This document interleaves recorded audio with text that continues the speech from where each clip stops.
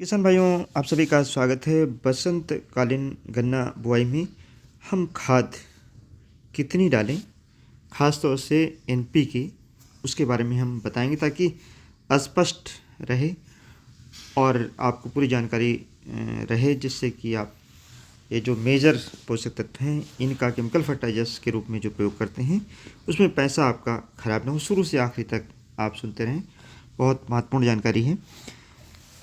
1 hectare में nitrogen, phosphorus और potash की जो मेजर पोषक तत्व जिनको किसान भाई अधिकतर देते हैं, इनकी जो संस्कृत मात्रा है 180 KG per hectare, 80 KG per hectare phosphorus की, 180 केजी नाइट्रोजन की और 60 केजी पोटास की।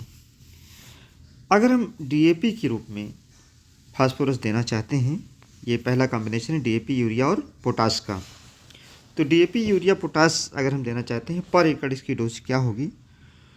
बुआई के समय, जिस समय आप बुआई कर रहे हैं, 70 किलोग्राम डीएपी यानी लगभग 1.5 बोरी और 30 किलोग्राम यूरिया, आधा बोरी से थोड़ा ज़्यादा, और 40 किलोग्राम म्यूरेट ऑफ पोटास डालनी चाहिए। और डालना कैसे है? गन्ने का टुकड़ा नाली में डालने से पहले खाद को डालनी है, कॉम्बिनेशन कोई भी हो, क्योंकि जड़ें नीचे निकलती हैं और नीचे से पोषक तत्व लेती हैं। 2 बोरी जो यूरिया बचती है आपको, यानी टोटल 3 बोरी यूरिया डालनी रहती है। 2 बोरी यूरिया एक टिलरिंग के समय डालनी है और एक प्री मानसून फेज में डालनी है। टिलरिंग के समय क्योंकि टिलर्स बनते हैं, नाइट्रोजन के लिए आवश्यक होती है। 50 से 60 दिन पर, 40 से लेकर 50 दिन पर आप डाल सकते हैं। और 30 जून से पहले सारी खाद की मात्रा, जो संस्कृत मात्रा, उसको डाल दें। मिट्टी चलाते समय 20 किलोग्राम डीएपी, 25 किलोग्राम यूरिया और 20 किलोग्राम म्यूरेट ऑफ पोटास का प्रयोग करें। दूसरा कॉम्बिनेशन है सिंगल सुपर फास्फेट से अगर हम फास्फोरस देते हैं तो पर एकड़ जो इसकी डोज है 200 किलोग्राम सिंगल सुपर फास्फेट। इसमें यूरिया आप मिला सकते हैं 50 केजी यानी 1 बोरी और 40 kilogram muriate of potash. Muriate of potash काफ़ी महंगी खाद है, इसलिए केवल 40 किलोग्राम डालें। 10 किलोग्राम आप बाद में मिट्टी चढ़ाते समय डाल सकते हैं। ये मात्रा है।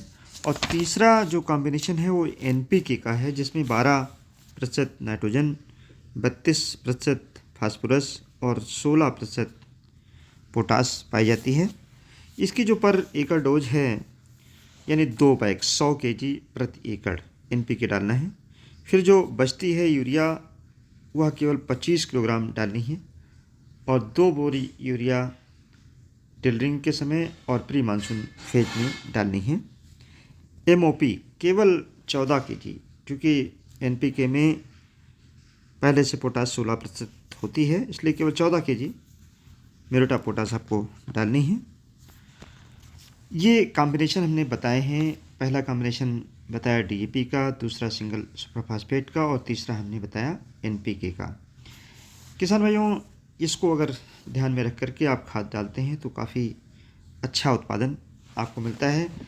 अगर आप सॉइल टेस्टिंग कराते हैं तो उसकी संस्कृत मात्राएं टेस्टिंग के अनुसार नाइट्रोजन, फास्फोरस, पोटास की जैसी कि उपलब्धता होगी आपकी ज़मीन में, उसके अनुसार डालना है।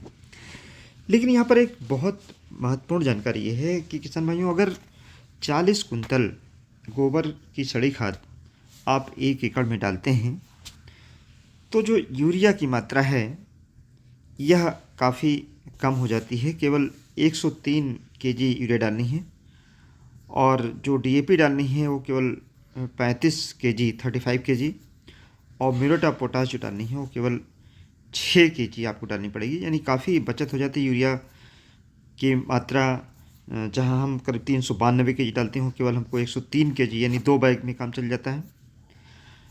पर एकड़ केवल 2 बैग यानी 1 बैग यूरिया की बचत होती है और डीएपी की डोज आधी हो जाती है 35 किलोग्राम और म्यूरेट ऑफ पोटास की डोज भी लगभग 1/5 हो जाती है। केवल 6 किलोग्राम की आवश्यकता पड़ती है। अगर इसको नहीं भी डालते हैं तब भी आपका काम चल जाता है। इसलिए जब भी गन्ने की बुआई कर रहे हो या कोई और फसल लगा रहे हो तो गोबर की सड़ी खाद जरूर डालें, क्योंकि गोबर की सड़ी खाद में जहाँ एक और ये मेजर पोषक तत्व जिनकी कमी ज़मीन में है, नाइट्रोजन, फास्फोरस और पोटास, मिल जाते हैं। मैंने यहाँ पर आपको बताया कि यूरिया केवल 103 केजी, अगर 40 कुंटल आप गोबर की सड़ी खाद डालते हैं तो यूरिया केवल 103 केजी यानी 2 बैग केवल डालनी पड़ती है, 1 बोरी यूरिया बचती है। डीएपी केवल 35 किलोग्राम और म्यूरेट ऑफ पोटाश केवल 6 किलोग्राम प्रति एकड़ आपको डालनी पड़ती है।